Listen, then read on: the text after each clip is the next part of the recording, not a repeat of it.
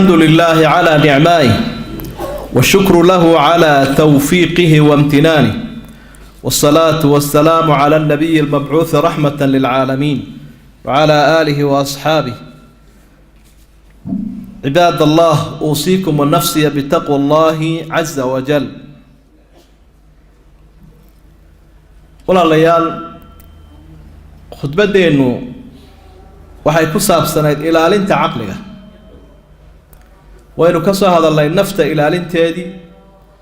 iyo cirdiga ama sharafta ilaalinteedii. imikana waa caqliga ilaalintiisii, hadday tahay caqligaaga iyo caqliga ummadda islaamkaba. saddex arrimood baynu midba wax yar ka taaban doonaa. arrinta u horeysaa waxa weeyaan makaanatu lcaqli fi lislaam, darajada caqliga iyo garaadku uu ku leeyahay islaamka dhexdiisa iyo miisaanku islaamku u yeelay iyo siduu u qiimeeyo wanaagsan. arrinta labaad waxa weeyaan mufsidaatun lilcaql, caqliga waxyaabaha khatarta geliya ee u baahan inaynu ka ilaalino islaamku ina faray.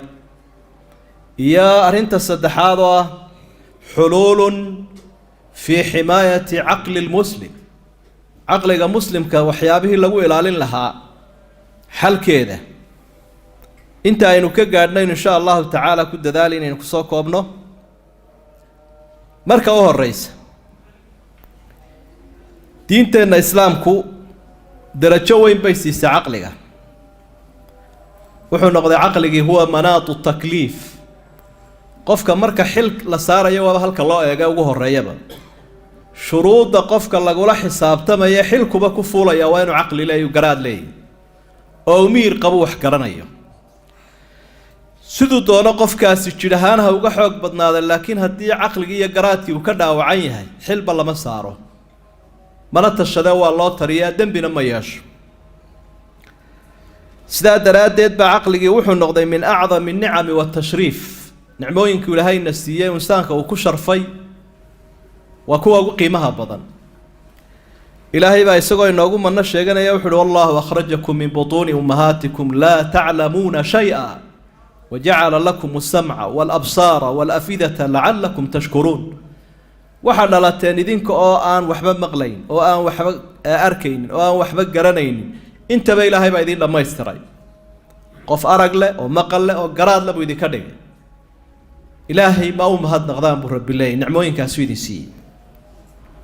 waad garan karaysaa qofka saaxibulcaqliga ah ee waayeelka ah, caqligiisa ummaddu ay ka faa'iidaysan jirtay, markuu gaboobo waa la weydaartaa, waa la iska dhaafaa. markuu waasho waa saas oo kale. marka liiska bahaayimka iyo xooluhu ku beeraa qofka garaadku ama caqligu wax ka noqdo.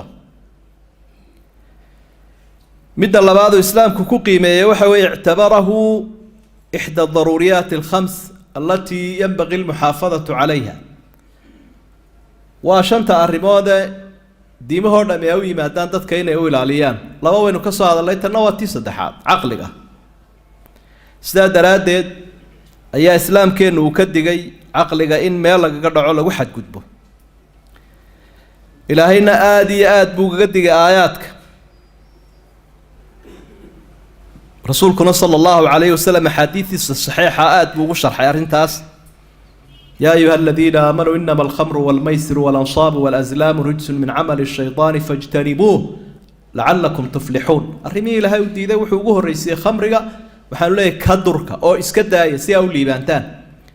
هديك الله بلا عقل ذاتك يصب حان يعقل الله ليباني بما تجتمد الدنيا يمد الآخرة مدنبا. أرنت الصدح هذا عقل الإسلام كوكيمة وحوي دعاه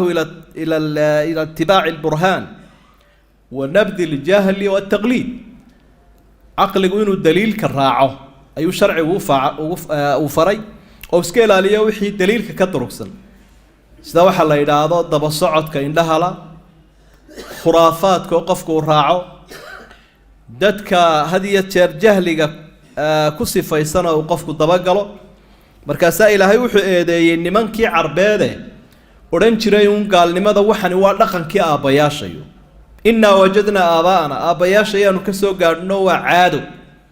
mana khilaafayso. ما خلافين إلهي مركا عقوش عقل جودو براروجيو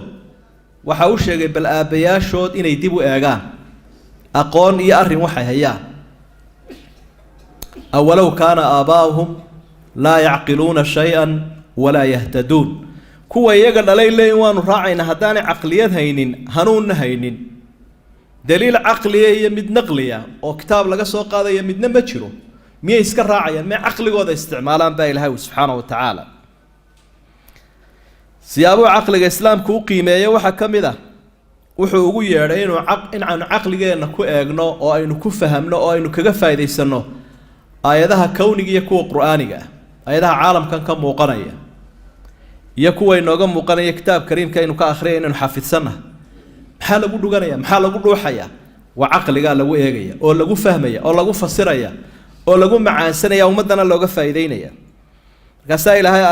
آيات كآت بوارنتا إنه نغفر ياكل علينا يقول انظروا ماذا في السماوات والأرض السموين كي يدل كأجا وحكسوا إن في خلق السماوات والأرض واختلاف الليل والنهار لآيات لأولي الألباب دروسيا عشراء وسجن بالإلهي ولا عالم كنا كسجن تنعري يدلبا وضدك لكن عقل له كعقل جي الله استعماله يوحي إلهي دليل أين تقرأت أيا نسكو إن برا قرآن كمرك الله يقول الله هذا قيبات با آياتها عالم كان آخر آياتها كتاب كان آخر عقلها كان كويك سدو عقل الإسلام كوجود ذلك وحكم إذا أنه دعاه إلى أنه دعا الناس إلى تنمية العقول بالاستزداد بالعلم إن العلم كرس النص وعقلك وكبعه سؤال الشيء كليه له النبي يقول ربي واحد بريدا إنه كوكر ديو وعلمك وقل ربي زدني علما تذكر الشهادة يا الله يقانك يجوا وذا فضل بدن أقويها كعلمك لينا وعقلك وذي علمك كوكبين ويسيس الرأيان يرفع الله الذين آمنوا منكم والذين أوتوا العلم درجات تذكر درجوين بين لكن أقويها كأيا أسيس الرأيان إلهي عقلك وذي علم باوه لنا لذلك برسولك صلى الله عليه وسلم قف كستا مسلم وحو فرائن علمك برضه حديث صحيح طلب المسلم طلب العلم فريضة على كل مسلم قف كستا مسلمين وعلمك برضه السماوية وحكاان صحيا وفر النبي عليه الصلاة والسلام عقلك سيابه إسلام كودرتشي وحكم إذا حث العلماء أن الإسلام حث العلماء على إعمال العقول بالاجتهاد في استنباط الأحكام ولبا قويها كدين تيا علماء ده وحلا فري إن يجونا عقل وهول جليان ساي أصو صاران مسلوين بدن أو أي كسو صاريان نصوص تا ما الدليل ده يدا أي نوكسون هاي دين تنونا أي أتاجن هاي لدرء المفاسد ولجلب المصالح وحي دافع دندت كين لو كان دباتدنا laga reebo arintaana waxa loola noqdaa sharciga iyo caqliga maxaa dhibaato maxaa dheef ku jira miisaanka la saaraya laba dhibaato keebaa weyn labada dheef keebaa la raacaya danta caamka danta guud waxa soo dhan isu miisaamidoodii caqliga iyo sharciga ku soconayaan marka hogaaminta iyo aqoonyahanka muslimka waa waxyaabaha la doonaya in cuquushooda ku hirgeliyaan lidalik bu rasuulku sallallahu alayhi wasallam xaakimku markuu dadaalo qofka ummadda u xaq sooraya hadii markaa daliil aanu haynin oo uu dadaalo oo uu la helo sidii saxda ahayd laba ajri buu leeyahay laakiin hadduu la seego sidii saxda ahayd hal ajri buu leeyahay waayo isagoo ehel u abu dadaalay dadaalkiisa saa ilaahay uu ka abaal marinay haba gafee marka caqligii baa la hawl gelinaya markaan naqli hayn iyo daliil caqliga islaamku keligii waxa uu xusay inuu xoogaa nuqsaan yeelan karo sidaa daraadeed la doonayo in cuquusha la isku kabo litatakamala alcuquul si caqliyadu isu tagaan oo ay u weynaadaan oo wax waafiya ay u soo saaraan ay isu celceliyaan ilaahay wuxuu ina faray waxa la yiraahdo wada tashiga almushaawara wada tashiga waxa la yiraahdaa waa kobcinta cuquusha iyo caqliyo badan inay isu yimaadaan oo sawaabka iyo saxda lagu dhawaado markaasuu ilaahay ku amaanay dadka muuminiinta wa amruhum shura baynahum arrimahooda way wada tashadaan nabi maxamed sallallahu alayhi wasallam isaga oo waxyiguba uu ku soo degay haddana wixii aan waxyi ahayn arrimaha adduunyada iyo wixii qiyaas u baahan raggu kala tashan tiray dumarku xataa kala tashanayay nabigu calayhi salaatu wasalaam oo saynu ogsoonahay mararka qaarkood arrin ay xaawalaydiisa iyo xaasaskiisu u keeneen buu qaatay oo ummadiina xalba u noqday sida saxaabiyadii ummu salama oo kale arrintaasina waxa ay tahay mid ay dadka muslimiintii ku soconayaan ilaahayna waa faray washaawirhum fi lamr ummadda la tashabaalay lidalik baa casrigan aynu joogno culimada islaamku marka ay xalinayaan masalooyinka cusub ee casrigan kusoo kordhay fiqiga iyo axkaamta qof kaliya ma ijtihaad jamaaci la yiraahdo wax ayaa la soo saaraa wax la yiraahdo majaamic baa jira kulamo culimadu ay isu wada yimaadaan oo caqligii iyo cilmigii la isla kaashado masaa'ilkii cusba jawaab laga bixiyo markaynu aragnay toddobada arrimood ee waaweyn ee islaamku ku qiimeeyay caqliga iyo darajadu u yeelay waxaynu u baari lahayn mufsidaatul aql caqliga si aynu u ilaashano maxay naga fasaadin karaa shan arrimood baynu arkaynaa inay yihiin kuwa aada u muuqanaya oo sharciga iyo waaqicaba ka muuqanaya caqliga markuu islaamku inoo ilaalinayo waxa uu ina faray inaynu ka ilaalino wixii waalaya waxyaabaha waalaya waxaa ka mid a caqliga shayga loo yaqaano mukhadiraadka ama maandooriyaha ama mid qoyan ha ahaado ama mid qalalan labadaba mid la cabayo mid la ursanayo mid meel kale la gelinayo noocu doonaya ha ahaado nabigu calayhi salaatu wasalaam xadiidkii saxiixa ahaa muslim ku sugnaa ibnu cumar uu warinayay nabiga ka soo maqlay wuxuu ku yihi kullu muskirin khamr wa kullu muskirin xaraam wax kastoo caqliga dooriyaa waa khamri uun wax kastoo caqliga dooriyaana waa xaraam halkaasaa waxaa soo gelaya daroogadii iyo waxyaabihii kale maandooriyaha shaygaasi hadduu maan kaba dooriyo tubaako ha ahaado qaad ha ahaado sigaar ha ahaado daroogada noocyadeedii kala duwaneyd khamrigii qaacidadaasuba la siinayaa marka baaritaan cilmiya lagu sameeyo waaqicana lagu eego maanka dadka wax ma u dhimaa walow yaanay badnaaninba dadka qaarkood haddii laga helo cilladaas waxa uu noqonayaa shaygaasi jariimad iyo dembi iyo wax xaraama taana wuxuu islaamku ka duulayaa caqliga sidii loo ilaalin lahaa waxa labaadoo arrintaasi runtii waanay soo badanaysaa oo dadka qaarkood diintaa celisa dadka qaarkoodna awoodda xukun baa celiya markay dadku waayaan cid wax ka qabata caqligoodiina xukumi waayo waxaan horuunbuu u socdaa kadibna ummadaha marka had iyo jeer la qabsanayo dalalkooda iyo dunyadooda siyaabaha caqligooda loogu duulay ka mid tahay in maandooriyaha lagu sii daayo ood garanaysa China nimankii reer galbeedku marka ay weerarayeen waxa la yiraahdo mukhadiraadka lagu isticmaalay waxa kamid ah caqliga waxyaabaha inaga fasahaadinaya u baahan inaynu ka ilaashano al khuraafaat sixirka iyo shacwadada iyo waxa la aaminayo ama dadku isticmaalayaan dadka maankooda lagu dooriyo iyo jibanka lagu isticmaalayo sixirkaasina marka uu ummad soo dhex galo waxay sheegaysaa dadkaasi inay diinta ka durkeen isticmaalayaan reer banu israa'iil buu ilaahay ka warramay markay diintii dabada ka tuureen maxay ku bedesheen wattabacuu maa tatlu shayaatiinu calaa mulki sulaymaan wamaa kafara sulaymaanu walaakina shayaatiina kafaruu yucallimuuna annaasa sixirkay dadka barayayaan sixirkaasoo la qaataa wuxuu sheegayaa diin la-aan ka adeegsanaya iyo ka u tegaya iyo ka caadaysanaya ka macaashaya intaba casriganna wuu badan yahay ama ogaada ama ha ogaadin oo waxa qoysas badan kala eraya waa sixirka shuraako badan waxa kala eraya jaarka waxa isku diraya xigtada waxa isku diraya dad badan oo sixir la yaala ayaaba awliye loo haystaa la adeegsanaya dadka qaarkood Itaaliya arrin ka dayeen oo lagu warwareegaya adduun badan inaga baxaa waa caqligeeni oo dhoofayo ina dhaafayo inuu ku iibsanayna adduun dadka khuraafaadlayaasha ahi way soo badanayaan waana dariiqa ay u shaqo tagaan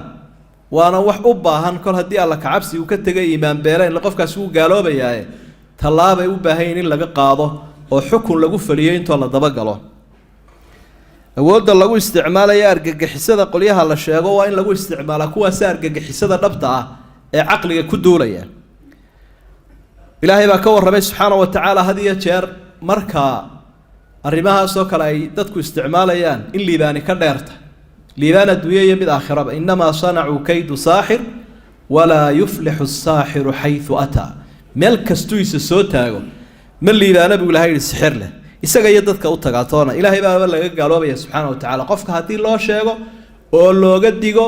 oo uu isticmaalo ama u tago diinta wuu kaga baxayaa waxaad akhridaa cilmulcaqiida waxa uu jawaabta uu ka bixinayo qofka uu ku caddaadana dil buu mutaysanayaa qofkuna hadduu gaaloobo dee hadduu nin yahay hadduu xaas yahayba xaaskii waa labadii qof way kala furmayaan kol hadduu gaalnimo u baxo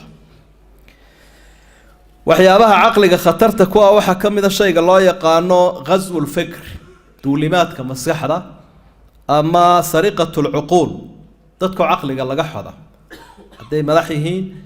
iyo haddii ay yihiin raciyad iyo hadday yihiin dhalinyaro ummadda oo isa saluuga uun waa qofkoo isagu iswaaya ama isqawada oo kalsoonidiisa cid kala siiya naftiisa kuma kalsoona diintiisa dalkiisa dadkiisa meel kale wuu aftaagayaa oo meel kale wuu eegayaa oo arrin uu bidayaa weliba shisheeye waa nasiib darro aada iyo aada u weyn waa cadamu thiqati binnafs qofkoo naftiisa ama ummadoo naftooda ku kalsoonaan weyda wey taasina waa midhka ay aada ugu dadaalaan shisheeyaha iyo nimankii dadka gumaysan jiray markii dambena intay ka kaceen luku soo fidiyey nebigu wuu inooga digayaa calayhi salaatu wasalaam ka horna qur-aankaaba inooga digayo ilaahay wuxu uhi walaa yazaaluuna yuqaatiluunakum xataa yaruduukum can diinikum in istadaacuu weligood dagaal bay idinku wadayaan si ay diinta idinka saaraan waa hadday karaan buu ilahay ilaahayna wuu idinka ilaalinaya idinkuna iska ilaaliya walan tardaa canka alyahuudu wala nasaara xataa tattabica millatahum marnaba inay kaa raalli noqdaan ha eegin baa ilaahay yuhuudda iyo nasaaradu tanaasul badan kasta samee kaama raalli noqonaya ilaa diintooda raacdo nabiguna calayhi salaatu wasalaam isagoo inooga digaya wuxuu leeyahy latattabicunna sanana aladiina min qablikum shibran bishibrin ilaa aakhiri alxadiid walee inay idin dabageli doontaan nimankaa yuhuudda iyo nasaarada taakaday qaadaan iyo meeshay galaan iyo raadkooda iyo godkay galaanba way idinka dabageli sidaa u daba ordaysaane ugu kalsoon tihiin waa taa aynu arkayna maanta wax walba xaggooda wax xaggii ilaahay la eegi lahaa iyagaa la eegaya daayarteennii waa kuwa caqligii laga xaday waxa aynu ogsoonnahay firqadaha had iyo jeer ku jira ama mass media ama barahan bulshada lagu wada xidhay aada u sii badanaya waxaa ka mid a fikirkooda baahinaya tansiirka waxa loo yaqaano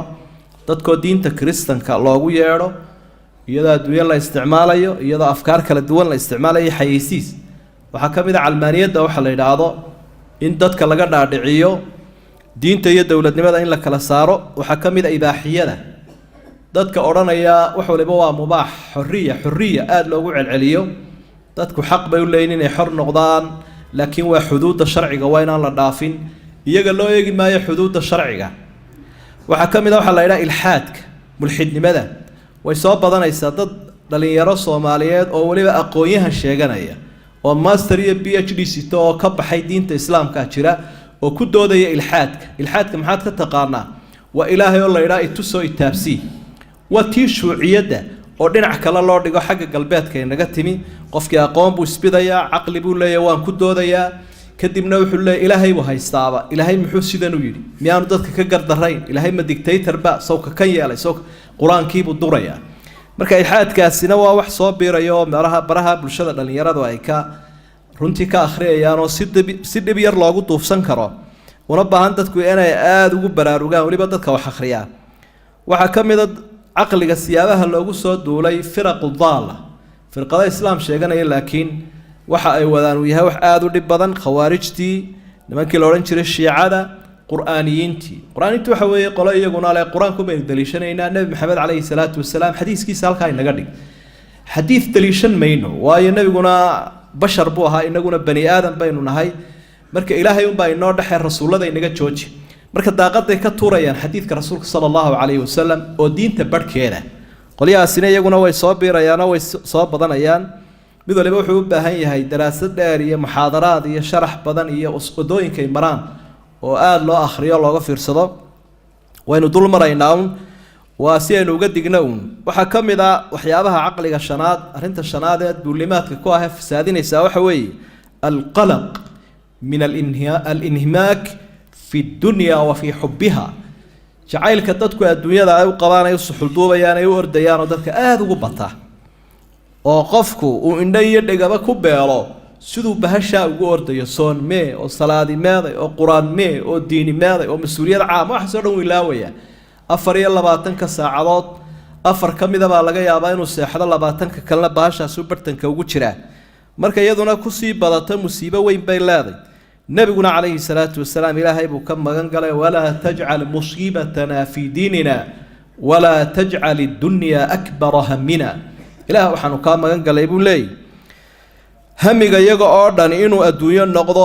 oo aan wax kalaba ilowno allahumma inni a'uudu bika min al-hammi wal-huzn